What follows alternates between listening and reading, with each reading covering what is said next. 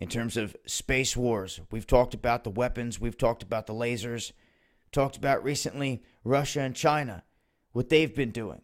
And then the talks of sending up these satellites with lasers that they say are going to fuel other satellites. Now, when I did that story, the first thing that came to my mind was, come on now. This is weapons through and through. We heard Ronald Reagan over and over again warn about Star Wars, space wars.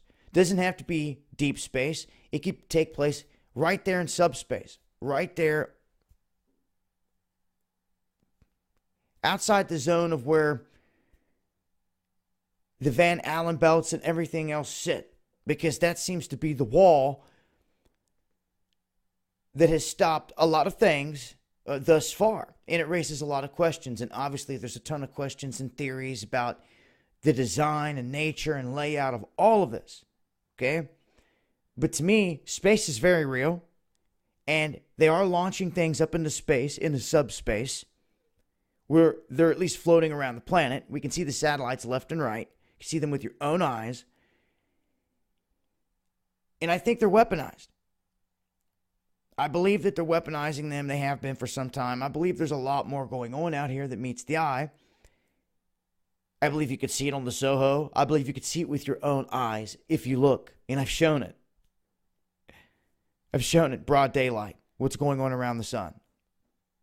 Not bugs in space. No.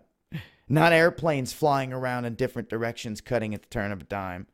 No. Looking exactly like what you see when you look at Soho. This stuff all over the place. Yet people want to keep denying it.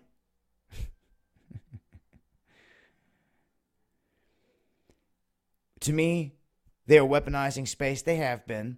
And now, with the U.S. coming out and making statements that this is going to be a new war front. It's a new frontier for battle. Expect more. And when things start getting shot down, satellites get shot down and everything else, they come crashing down toward the planet. Now, we also have an interesting thing here with this Chinese heavenly palace that is set to be crashing down toward Earth here within the next few months. That's something to pay attention to see how that unfolds as well. That'd be just one example of something crashing down here on Earth. And some of these things have nuclear components. These were the questions we were raising last time. If they're weaponizing these things and they have nuclear cores or things keeping them powered up there and all that, we already know that some of the satellites up there have that. And you have to pay attention for when the time comes when they come crashing down. Of course, a lot of things burn up in the atmosphere, but not everything. And when you're talking about weapons and new technologies, there could be things up here that are really dangerous that you have no clue of.